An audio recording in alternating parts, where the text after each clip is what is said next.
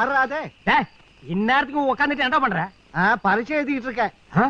யாரையா நீ வெளியில போறத விளக்கு வச்சு பாத்துட்டு இருக்கிற? கற்கல்ல வாயா, நல்லா காட்டுறேன். டேய், வர வர நம்ம ஊர்க்காரனுங்க சரக்கு ஏத்திட்டு போற குட் ஸ்டெயின் மாதிரி ஆகிட்டானுங்க. லோடிங் அன்லோடிங் எந்த டைம் வேணாலும் பண்றானுங்க. நாய நடபாதையில் உட்காராத, கொஞ்சம் நவுந்து உட்கார்றா. ஐயோ